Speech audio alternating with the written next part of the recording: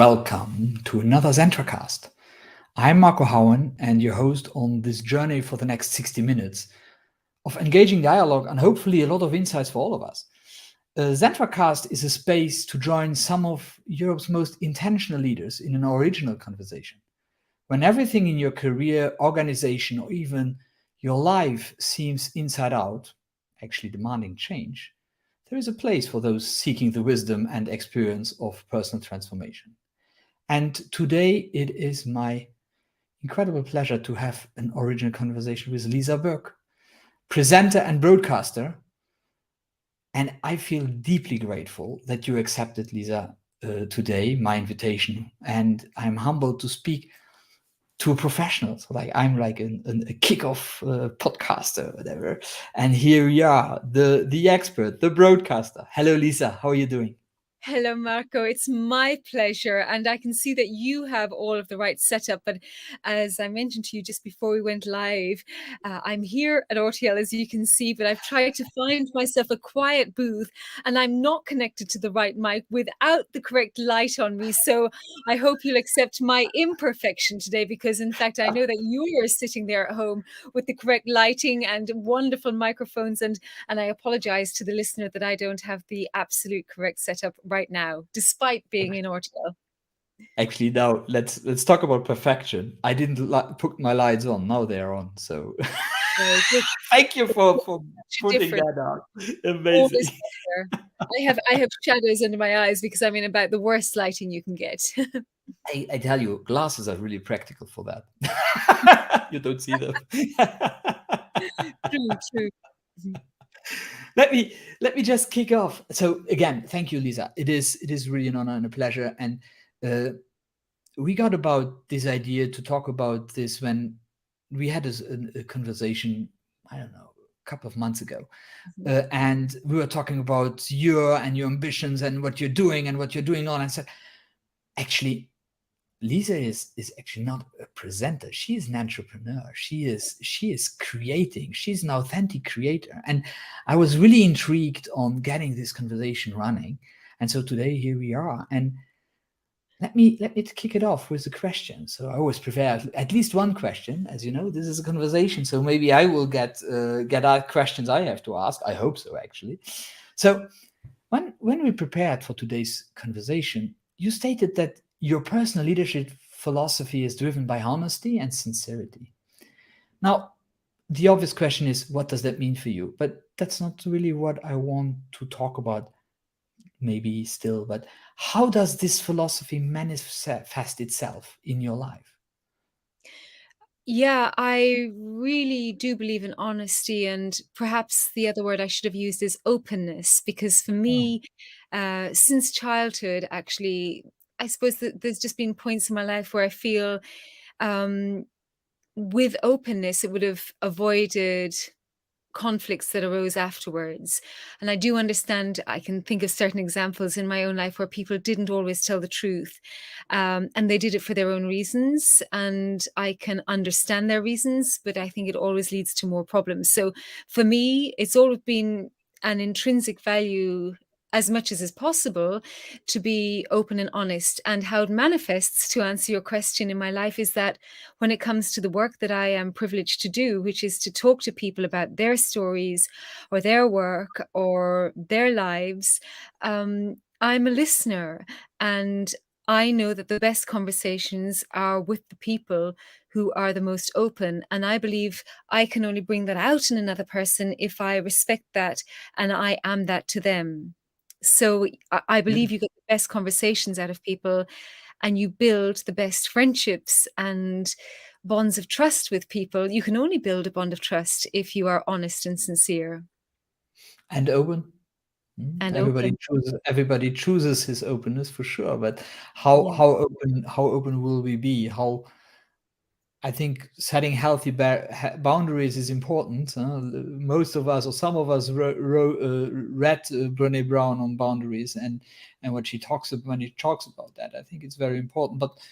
And on the other hand, it's really important to be open and to Yeah, be just. everybody has their own boundaries of openness that are set either internally, or we have that sphere around us, which is inbuilt by our cultures or our family upbringing or our religion, or all of these things, have another layer on top of us that sometimes we have to excavate our way out of. But that all affects our openness, and the society that we're born into as well deeply affects our openness, whether we're male or female, what our sexual orientation is. All of these things have an impact on how open we feel we can be, because you can only be open in an environment that you feel you can trust won't attack you. Absolutely, I like that. And actually, there is a follow-up question from my side on that one. Is how do you think your culture did frame your openness in your life? How did my culture? Well, I came Or from your Ireland. upbringing, your yeah. Yeah, I came from Ireland, and my parents' generation was not so open. And we know that now historically, because there's so many stories that have come out through the Catholic priests, unfortunately, some of them, what happened there, and at schools. And there was an awful lot of abuse that was not spoken about, because there was so much actually misplaced trust of parents with either priests or teachers, Oh yeah. etc. So in some cases, the trust of a parent wasn't correct, unfortunately. Not in all cases, of course, but there are stories out there where, unfortunately, my parents' generation didn't have social media. There wasn't that open conversation that we have now through media, good and bad. We could perhaps come back to that.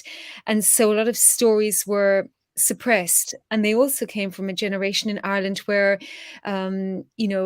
abortion was not legal at all. In fact, it still isn't often. And It it still was isn't, huh? Yeah, yeah, it yeah. was very difficult to have a child outside of marriage. So if that ever happened, the child would be stigmatized. The woman, I mean, again, these stories are coming out now. The woman would be stigmatized.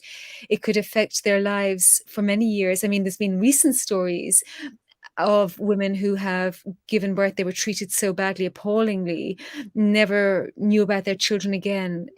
Awful stories. All of this just to say that that was the generation before us. So when it comes to openness, I feel there are these stories and the smaller stories in our lives as well, where if we were just open and honest and we felt we had a safe place to talk, these things could perhaps have been avoided. And one benefit of social media, there are negatives, but one benefit is that we can have an open dialogue. Perhaps a major example would be the Me Too movement.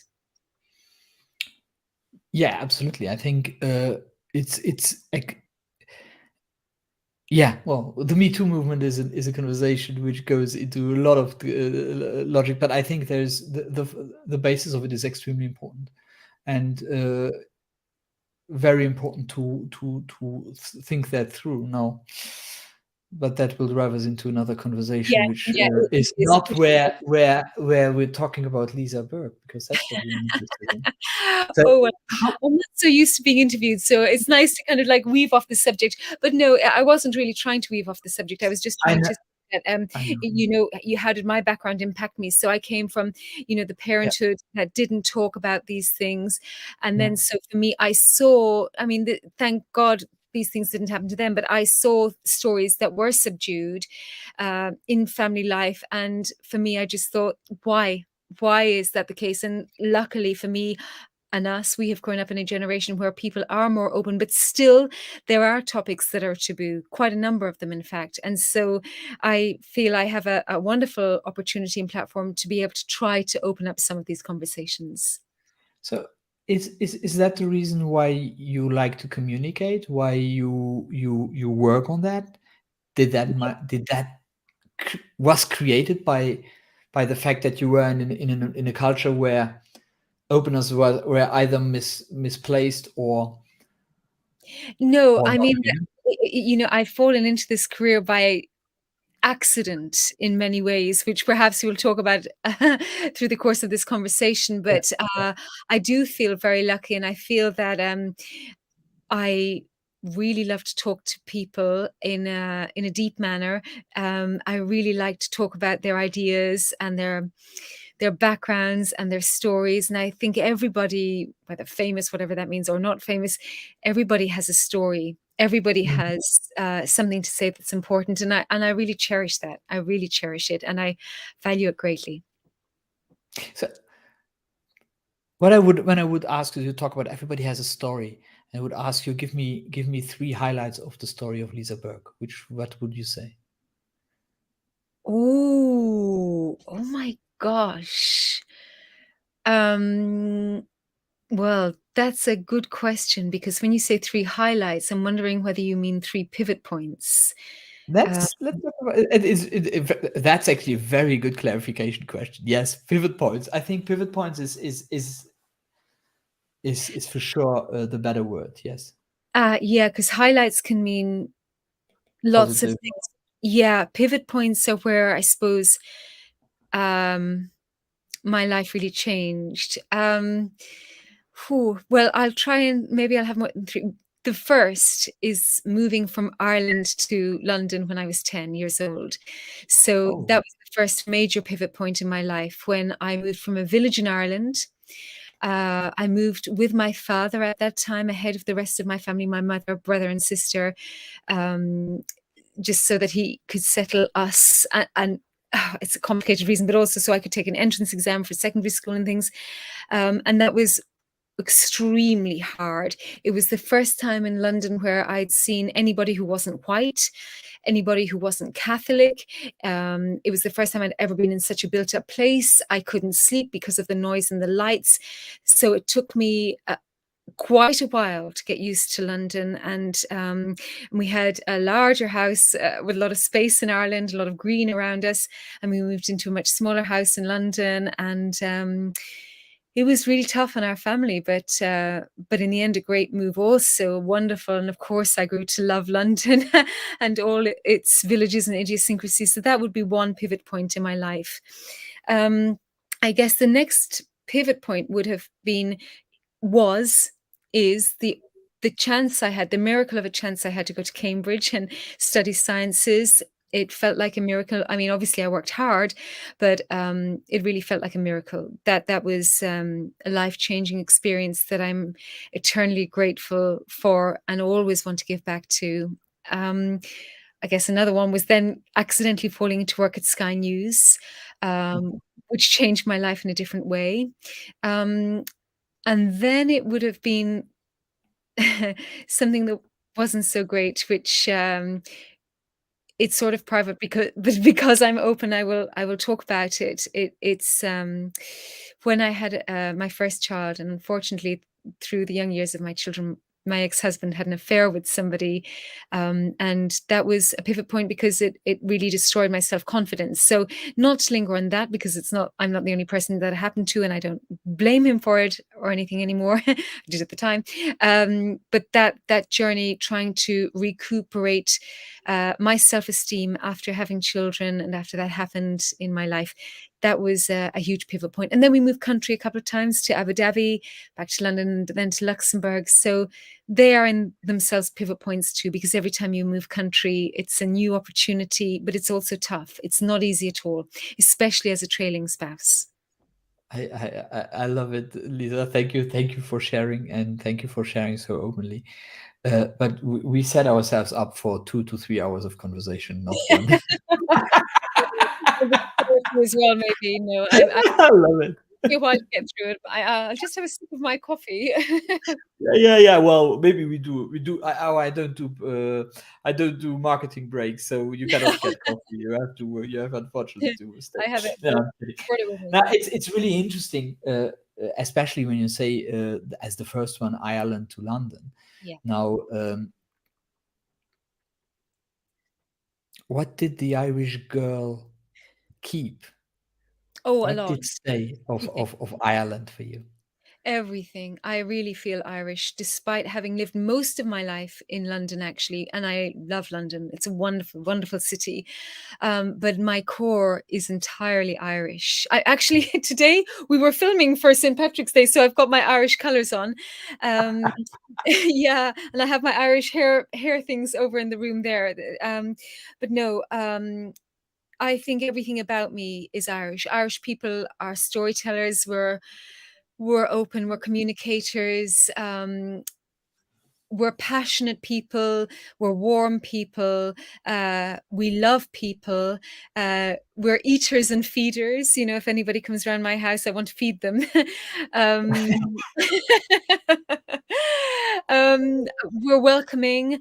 I have a great love of green. I need to. The hardest thing for me when we moved to London was that the part of London we moved to wasn't the greenest part of London. I then lived in West London, which is a little bit greener, but I really need green. I need to have green space, or I feel a little bit ill, actually. I love fresh air. I I love nature. I love countryside. All of this remains with me, and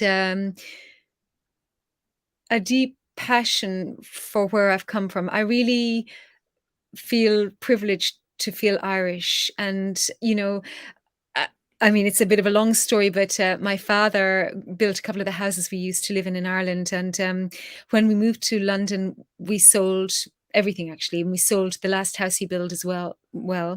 And then one family lived there, but we managed to buy this house back in Collection, and it's Oh, just wonderful because now we have a base back where I grew up, where my father grew up, where we buried him a year ago, and it's just beautiful. lovely.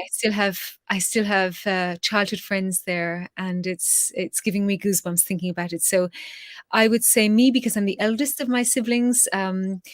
I have perhaps the most roots to Ireland. It means a lot to me, Yeah, such a beautiful country. despite the rain. Sorry? Did- Despite the rain. Ah, what rain? It's Heinrich Böll talks about the Irish rain. When I was Mm. 18 years old, I traveled. My first travel as being a lone young man was to Ireland. And I remember I read Heinrich Böll before. It's a German. I don't know if you know that. It's a German writer, and he wrote the book "The Irish Rain." It's about the beauty of the Irish rain. It's a beautiful book, and I read that book before I went to Ireland, and I remember we were in Galway, and it's like there was this wall of rain, Horizontal rain. I think not rain as we have. I just had like this thunderstorm here, not that. Like it was just like there was rain everywhere. It was like Yeah, everything was wet. You were breathing rain. That was just amazing. I think I need to No, read this book. yes, I will organize it for you. I You, yeah, I hope it comes in English. Unfortunately, I don't have your multilingual gifts. But on no that point, problem. you're bringing back a wonderful story of a friend of mine here. When the first year we moved over to Luxembourg, and I live in Steinsel, we built a lovely community of friends. And this lovely Scottish lady who had married an Irishman, and they had been living in the west of Ireland, Clare, I think it was, County Clare. And her daughter, her eldest daughter, Niamh, a wonderful Irish name, said to her mother one day in the first half a year that they've been living in Luxembourg, Mammy, I know the difference now between Ireland and Luxembourg. In Luxembourg, the rain falls straight down, but in Ireland, it comes this way. And it's so true. Totally, totally. And I share this. Let me share a little story about Ireland because I have a deep affection to that country.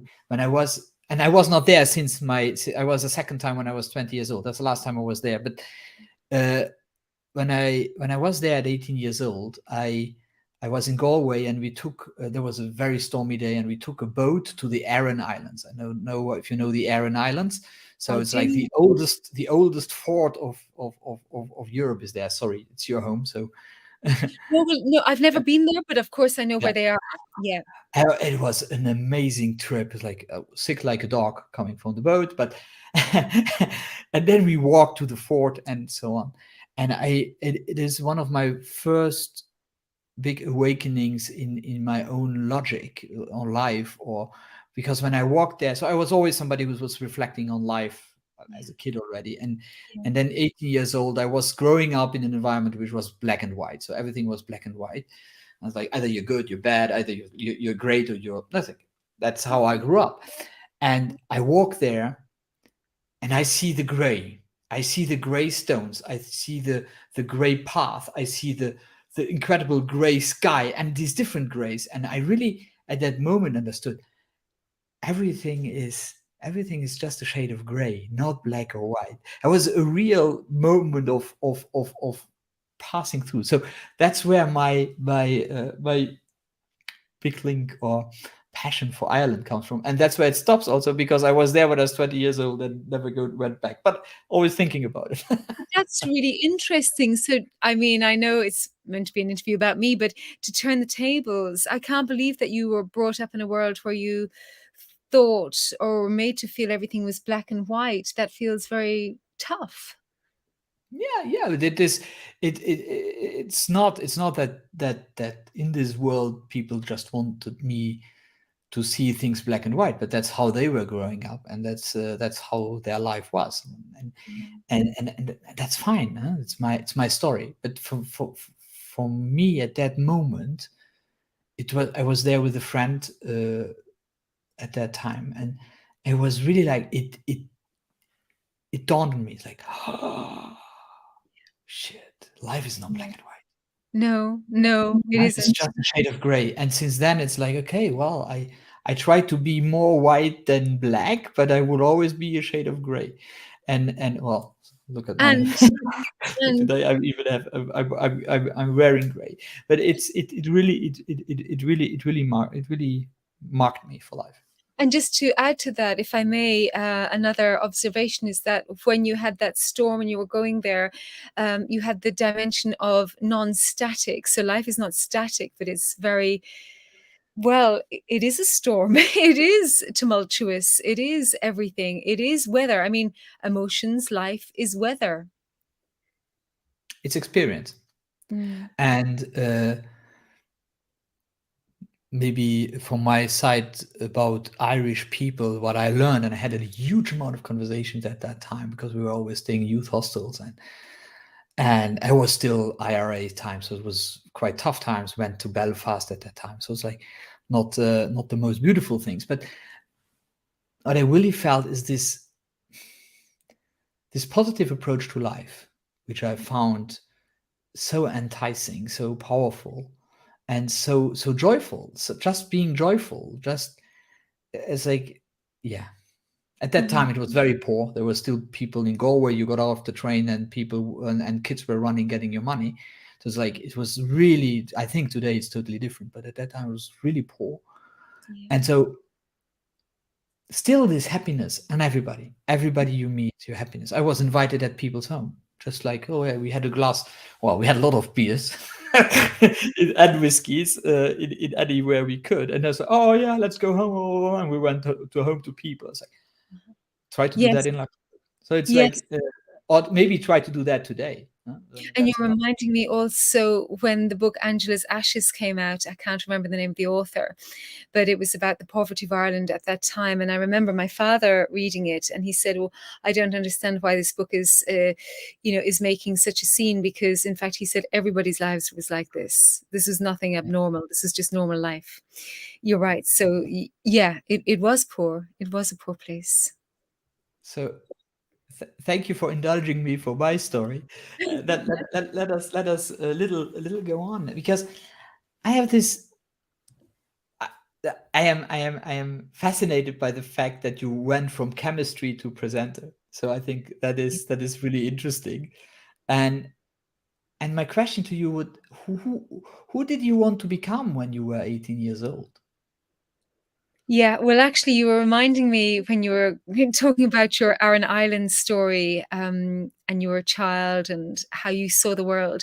You're reminding me of myself as a child. And I remember in this house that we now bought back in Collection, I can remember exactly where the mirror was and in the bathroom. And I remember just looking into that mirror one day and looking back at myself. And I really remember talking to myself, and I said, I wonder who you will be when you grow up. I wonder what you'll do. I was just really wondering. And next door to that bathroom was my bedroom, which at the time had horse wallpaper on it. And I had a series of books. One was a rodeo rider book. I loved horses. I still love horses. One was an Usborne science book, Usborne encyclopedia book. And in it had lots of cartoon drawings. And I remember seeing a drawing of somebody in a lab coat, and I remember seeing a drawing of an orchestra and a cellist. And I was really taken by those. And I thought, wouldn't it be lovely to be a scientist, or wouldn't it be Yeah. lovely to be a musician? Excuse me. And Mhm. as I grew up, I managed to kind of keep that aspect of music in my life, and also the science. So you asked me what did I want to be when I was 18. Obviously, I didn't know, Who? but Who? um, oh, who did I want to be? Yeah, yeah. Who do Yes, you want to become? that's a different question. Yeah. Okay, But you I can answer both. But I think it's important because the what is always, we always had an idea. We always have a story, but the who, yeah, okay, what that did you is project for yourself? um at 18. Okay, so there's a couple of steps before that. In that, Beautiful. through my secondary school, I was lucky enough to have opportunities. My exams were going well, and in the UK, you do GCSEs at 16, which gives you do a number of subjects, 9, 10, 11, 12. For me, they went very well. So I had a choice. And then you have to narrow down to A levels in the UK, which is normally around four-ish subjects. So unlike the IB or the EB or the exams that you do here, you really have to focus down your choices. And because for me, science had gone well, but so did the other subjects, I wondered very hard about what should I do at A level? And I felt as a female in that time, if you can do science, you should do science for a number of reasons. Science is the one subject that you can almost never go back to later in life. But with music, which I love, or the humanities subjects, or art, or languages, even, boo hoo hoo, I don't have your background there, or non-Luxembourgers, you're just amazing in Luxembourg at languages, and I really wish I had more strength in languages. I did Latin, that's not a great help. But anyway, I focused on sciences at A levels, and then by 18, I'd already had the offer to Cambridge. So I knew that I was going to study sciences, which was, really absolutely something that was there that I wanted to do. Um, I I would have never projected beyond that. I had no idea I mean, I was right at the beginning of my course then. I mean, you could almost ask me at what point in that year of being 18. Um, but I I I couldn't have known. All I knew was that I was gonna try my best at science and then see what happened. And what I hear when I hear speak is a lot of intention from your side. Like you wanted to learn first science and then go on with music. As like what I don't hear, and I very often hear that actually in my conversations I have with my customers or clients, is you were not driven to do something. So I don't hear a lot of external, as I call it, external conditioning, like your father or your parents told you you have to do this or you have to do that. How does that sound for you when I say that? Yeah, I mean, again, I was incredibly lucky because my parents never had the chance to go to university, Yeah. and they were incredibly hardworking and very intelligent, but they had given us amazing opportunities that they never had. Yeah. Yeah. And I know that my father, he did say to me once, if you want to make money, you don't need to go to university. And of course, he's right. Um, I felt, because I was the first of my family to go to university, that I ought to do a vocation. I ought to be doing a degree that comes out with a vocation that's useful. And Mhm. unfortunately, it is true, and actually it was in the British press this week, there are many people who go to study courses at university because it's sort of the thing to do. It's sort of still part of the extended education, but they don't come out with a job. So in fact, I applied to do chemical engineering, but the course in Cambridge was via natural sciences or engineering. So I chose natural sciences. And by dint of that, I ended up loving geology and various other things. I studied physics and maths as well. And I ended up specializing in chemistry because I adored the department and the teachers. And another thing to say through my choices, which really focused my choices, is at that time in my life, I knew that in science and in maths, it's black and white. Mostly, you are right or you're wrong. You can do very well in science or you can fail. And I Yeah. don't like subjects such as art or music or essay subjects. I really dislike a subject where it is somebody else's opinion of my work. It is somebody else's assessment of my writing or my thoughts or my creative ideas as to whether they think that's good enough or not. Because it's marking creativity, whereas with science it's right or wrong. So that was something that I really also liked. I like what you say, and I totally see that in science, but I don't see it as a presenter and moderator. In So this, in a how sense, did I fall because into this? it's all about we can let go as much as we want of our ego when we sit in front of this camera. We're asking ourselves, how will I present? How will this thing? And it's not about, yeah, we can have an opinion, but other ones have opinion too. What do you think about that? What do you mean? But I mean that it is not black and white. When in an environment where you moderate, in an environment where you expose too many people, you get always, there's always judgment. There's always judgment, positive, negative, doesn't matter. There's always judgment. So I totally see that in a scientific approach, where, as you said, like the scientific way you started when you were 18 years old, Yeah. that you were totally in a logic where yeah, it is me. I did it right or I did it wrong. Now, I don't know if I do this interview right or this conversation right or wrong. I cannot really judge on that. It's more the judgment of others Yeah. saying if they liked it or not. So and what I want to point out is this dichotomy between the one thing you did and what you do now, because I Okay. think it is an opposite in a sense, No. or at least that's my opinion. So No. maybe, or So my point of view. So maybe what's I yours? understand entirely what you're saying. Yeah. And everything you're saying is correct, but I view it in a different way. And so for me, I view the sort of journalism that I do, or if I'm moderating an event, obviously I do a lot of research beforehand. If I'm interviewing somebody, I will talk to them, I will prepare.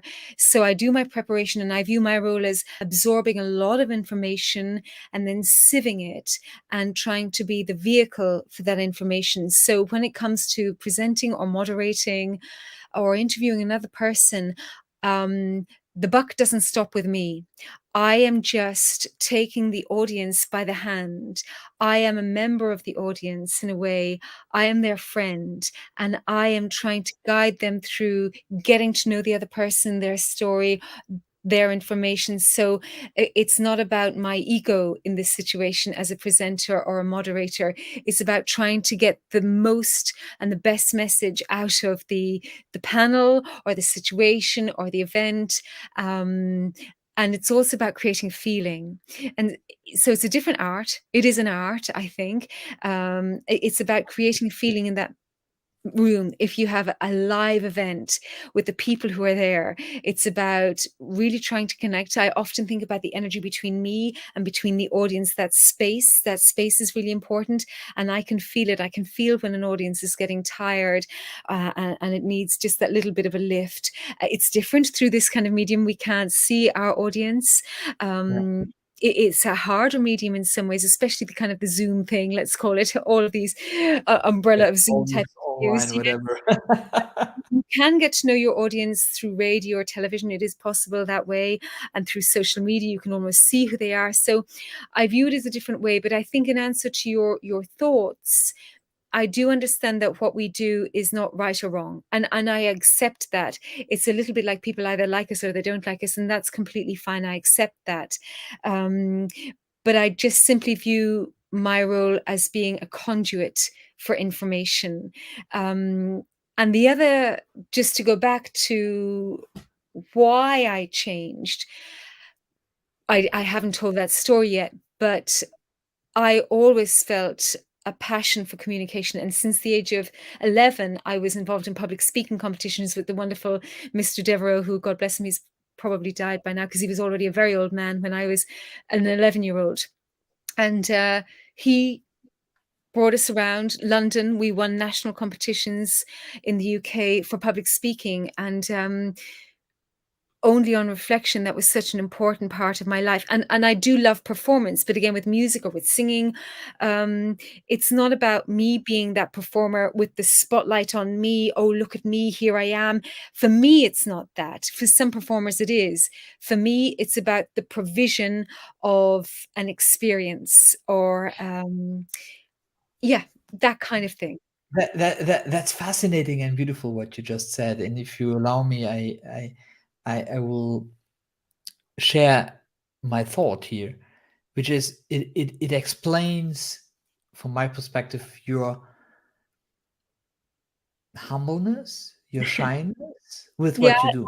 I'm But not an extrovert. yeah, No. yeah, yeah, yeah, yeah. So like you're not like I know other moderators who are different. Let's call it like that, because it's and that's not judgment. It's just No. really different. Not that Yeah, they're very different. bad, People are but different. it's and I love this is really an insight, because seeing it like you just explained is really beautiful, because that explains why you love it. That brings you back to science.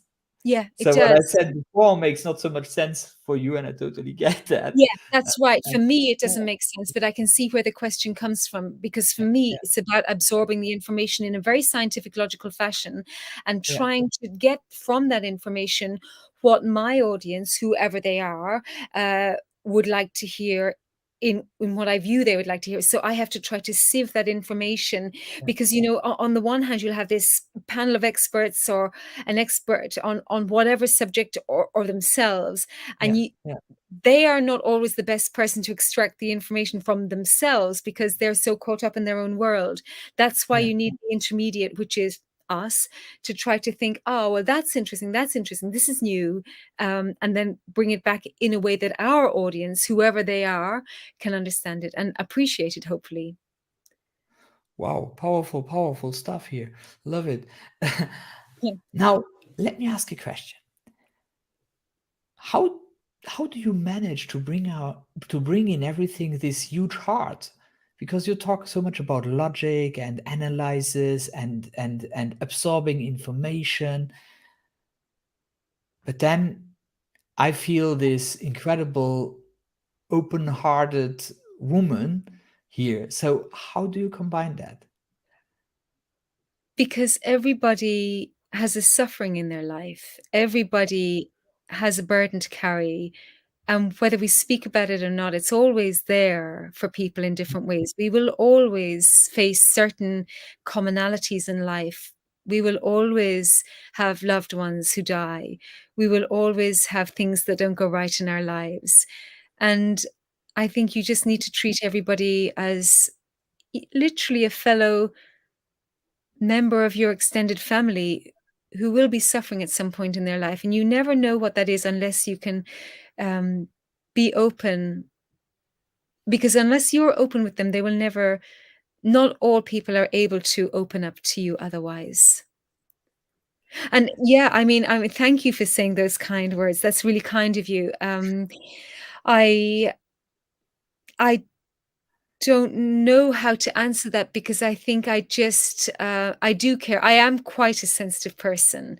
I do feel things. I think I am naturally, since childhood, I think I've always been very I can feel things. I think my mother can too. I think my father could too, although I'm not sure he always had the vocabulary to be able to express it, Yeah, because that wasn't the type of language he was brought up with. in his Yeah. time, sadly. Um, so I think I had two parents who were very full of heart, and so by dint of that, I did absorb it. I did absorb it, and my mother is the same for sure. Yeah, but actually, you answered the question perfectly. So it's like it's beautiful, and yeah, that it comes back to something you said while preparing. Is let me just get this right. Not that I say it different as you said it. Uh, I don't like the crowd. I don't need or want to be one of the crowd. And I like that. I like that. Could you elaborate more on that? Yeah, Because in the light of what we just said, I think it makes awful lot of sense. I've never needed to feel I belong, actually, which is an odd thing to say because we're all animals, we're all herd species. Yeah. And of course, it's wonderful to belong to. Weirdly, I say that actually out loud to myself. But I'm very happy being alone as well. And I think it's the science mind as well. If somebody says something as a statement of fact, I will always question it. I've never needed to follow Yeah. brands. I've never wanted to follow fashion. I've never needed to follow a music style. I mean, obviously, through the teenage years, you feel a bit weird and you kind of think, oh, I meant to do this, that, and the other to fit in. But quite soon I realized, no, you don't, because it doesn't bring you happiness. I don't think I would have been a very good marketeer because I don't know who I would have been marketing to, the oddballs like me. No, I stand aside. I'm an observer. I love to observe, but many people do. That doesn't make me very different. But I've never been one driven to fit in, and I think moving country helps that. Moving country a few times, you learn that you're a little bit different maybe, and I learned that as a child. I was a little bit different when I moved to England. My accent and maybe how I looked or the things I knew or my background in Ireland, it was a little bit different. And yeah, that can be hard for a while until you accept it, and then you can spin it, and actually it's a good thing. It's a good thing to go through that tough patch. Fascinating when you say I never had to fit in. So there's this question popping up in my mind. So I don't know. Let's just ask it. But what is your who or what is your tribe then today? Even so, you um don't have to fit into the crowd. Yeah, I say that, but in fact, I think many of us are very similar. So, my crowd are very disperse. And as Yeah. my daughter has already understood, she said to me in her own words, effectively, that she is one person with some people and slightly different with another person. And we all do this. We all show different facets of ourselves depending on who we're talking to.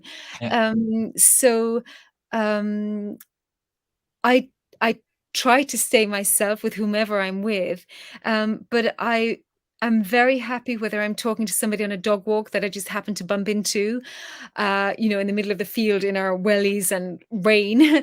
I'm very happy to be talking to a politician. I can talk to people about space at events. I'm very happy to talk to people about private equity. I can talk to researchers in the lab. I'm happy to talk to mothers who are at home with their young children. I'm happy to talk to people who've, just moved to Luxembourg trying to find something to do. Um, I I'm so glad that I feel like I'm an open person, and so my tribe are really diverse, and I'm very happy to say that I've got friends from many different countries and cultures, and that feeds my soul. I mean, that absolutely feeds my heart. Yeah. Yeah. I will say that, wherever I've moved, I've often joined a choir, and in a choir, you'll always find good people, and you'll always find, a certain type of person, which is, relatively academic, people who, have that appreciation of music, good people, yeah. So the tribe is a choir. I love that. Yeah, that's true, but also I think, I try to find good people. Yeah. Okay, I have to ask that question now. Please define good people. I think it goes back to what we said at the top. People who Mhm. are honest and open and Yeah, trustworthy and sincere. Just good, honest people. Nothing complicated, nothing pretentious, nothing fake. yeah, yeah, absolutely. Being, I, I- it, Authentic. it Authentic. resonates. It totally resonates for me when you say that people that this authenticity is so important, but that we are changing faces, but we are not, because we are just we just normally communicate differently with different people. That's just, it's part of being human. There's Completely. nothing negative about it. I think uh, what you say, talk about when you talk about honesty, sincerity, and openness, I think that can be also in different personalities. Like it's so funny when in my life, when I met people in a business setting, like a CEO in a business setting, and then you have these very serious conversations about the business you have to drive together, blah blah blah. And then you meet him once private with his wife, or I say, there's a that's so often totally different people sitting there, but Yeah. it is not. It's just another side of the person. So My mother it's beautiful. Yeah, my mother has this expression. In the UK, we have a 50 pence piece, which is like a pentagon. And she says everybody is like a 50 pence piece. And we all have the same sides of the coin, but we're just one Yeah, thing. It's true. yeah, yeah, Yeah. yeah, yeah.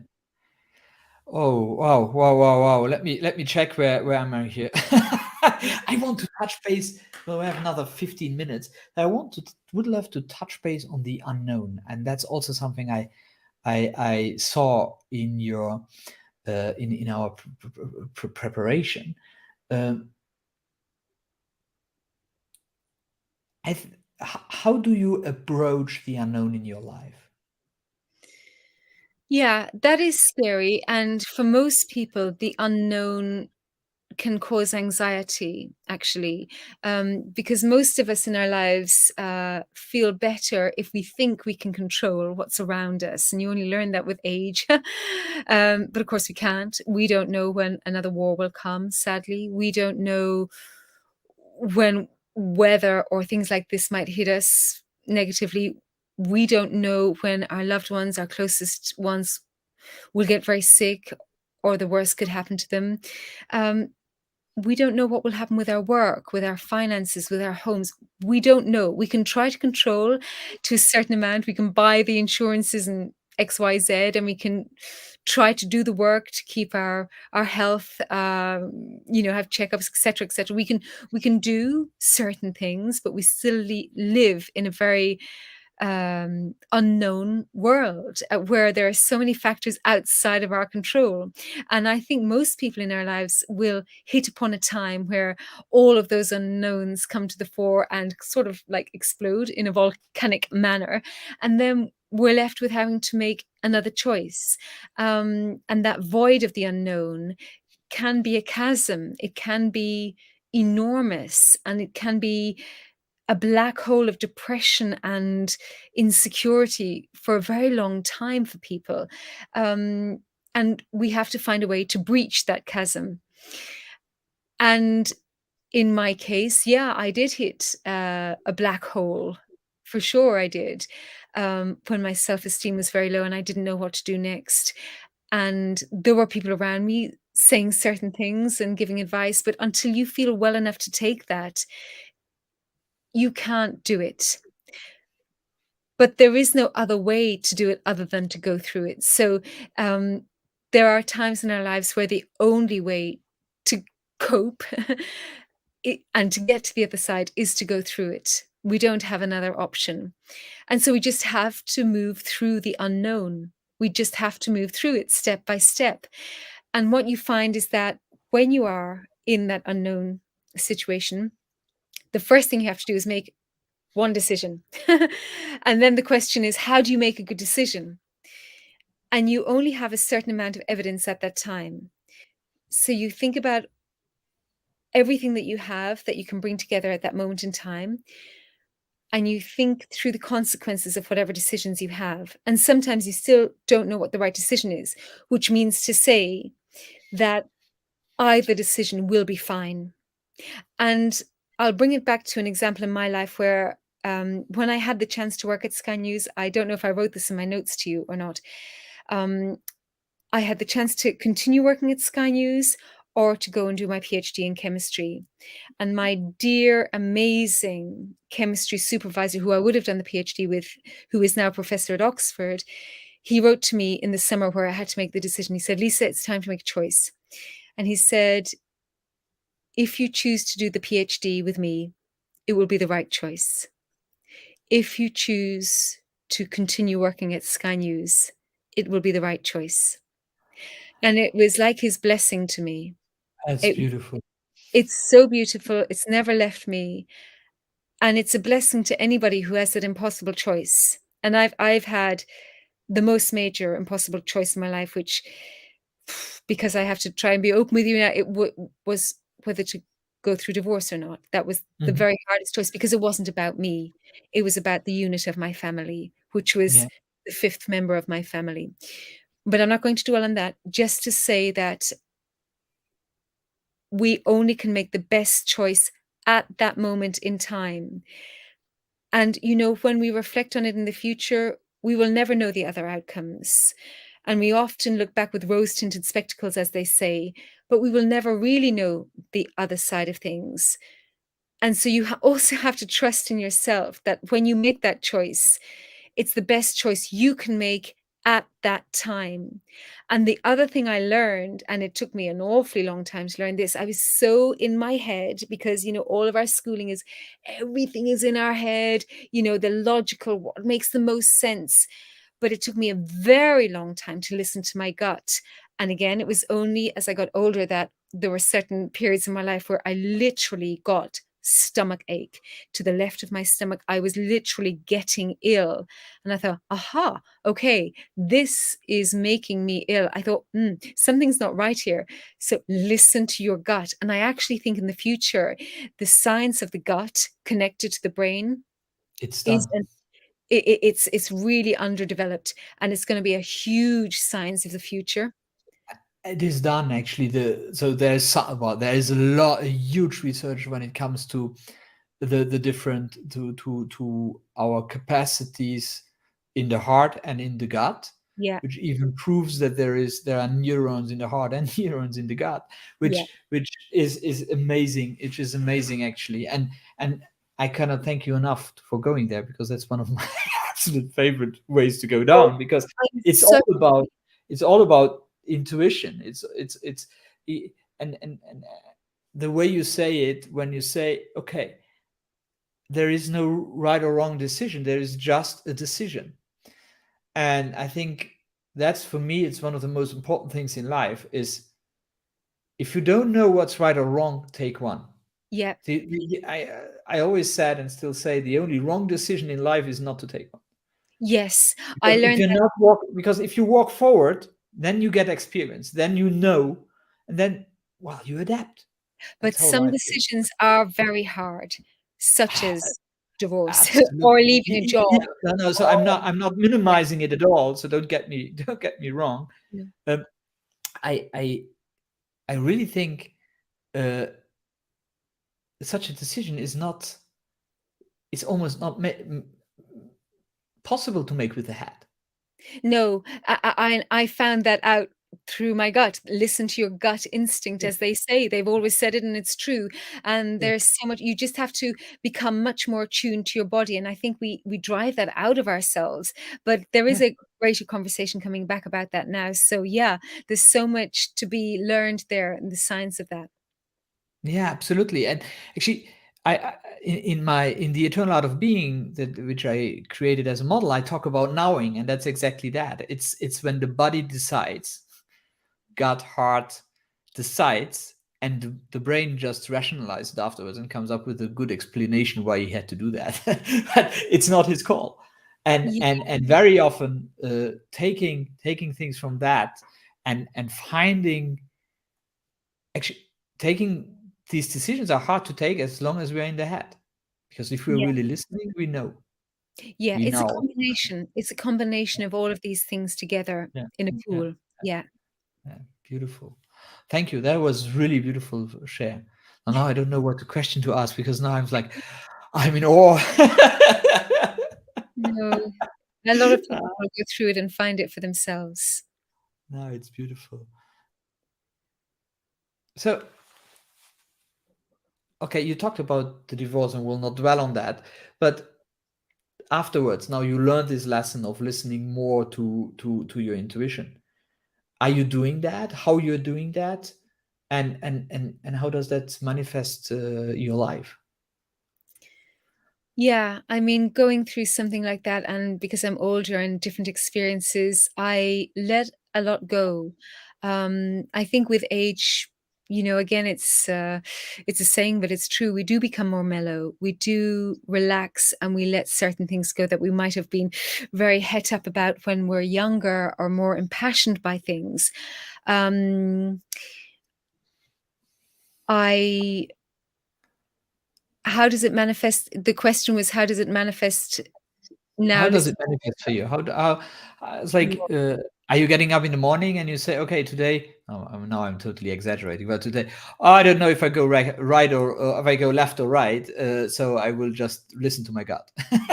Now, or how does that work for you now? I listen to my body more. Yes. So I choose to remain independent in my work so that I can be flexible for a variety of reasons. One is my daughters. The other is I want to be my own boss.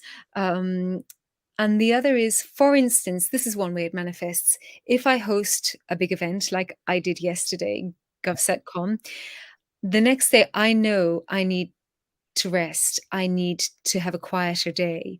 I need to do less because I know the amount of energy it will take out of me. So I listen to my body more, and I really try to say yes and to say no when I need to. And that is kind of hard as a freelancer, independent worker. So I really, even though it's hard not to do all the things I'd like to do, I have to balance myself. There's only me to do a variety of different things and to be at home and to to be the one with the house, to be the mother of my daughters, to walk the dog, to do the chores, to do the work I want to do, to look after some things back in the UK. There's only one of me. I have to balance myself out, prioritize all of those things that everybody else does, but I just try to step back when I need to. I can't keep going and pushing all the time. What a beautiful learning. And you still do so much. Let me just maybe as an last question, what are your next plans? What are your next launches professionally, maybe personally? What comes up? What will Lisa do in the next Well, X I'm amount of here time? at RTO today. I mean, normally, like I say, after a big conference, I would normally have a quiet day. Yeah. I'm sort of having a quiet day today, but we've been working all day on the launch of RTL Radio, which is next week. So my podcast will move to a radio show over the Wow. weekend, which is wonderful. I'm really happy about that. And again, it will be interviewing really interesting people on really interesting topics. So that's the RTL side of life. I still will do these events. I still now and again write children's science books. I am beginning to a bit more work in the UK. I mean, I do have connections with the UK for different reasons. But the one thing that I haven't done that I would love to do is to do more singing and to bring that more into the public domain. That would be like something that I've been a little bit too scared to do, but, we should all not go to the grave Yeah. with things that we regret. So if there was one major aim for me this year, it would be to perform more. Singing, yeah. Beautiful, beautiful, beautiful. I'm looking forward to listen. Let's put it out there. Whether it happens or not, I don't know, but that's something that I feel I owe to myself to do. And that is so important that we listen to what we really are called for. And Yeah. I hear the calling. So it is very, very important to go that way. Lisa, thank you so much. We are unfortunately already through the hour, And and I quickly. even, as like the three pivot points, which are five, I even didn't touch all of them, and that's totally fine, because it's not about a punch list, it's about the insights which come out of our conversation, and there are so many. I'm so looking forward to listen to this again. Thank you so much for that. Thank you for So, having me. Thank you so much for asking me. It's like the tables have turned, and it's a bit tricky for me because I'm not so used to thinking about myself as thinking about others. So it's, yeah, it's very unusual for me to do this. Thank you, and Marco. it is very important to think about ourselves, and I Yeah. think you mentioned that several times, and that's maybe we do another one once in the time, and we go deeper on all that topics we didn't touch down on. And well So done for thank everything that you do, Marco. Well done. thank you very much. So guys, if you like what you heard today, just go to let me just show that, go to live.zentracast.com to sign up for being notified about our next ZentraCast. So the next one will be second last Thursday of March. And if you are interested in what we are doing at zentrepreneur.com, just visit our website or send me a mail, as you can see down here. And then, as always, guys, please cherish and remember. And now I have to find my jingle, and I say goodbye.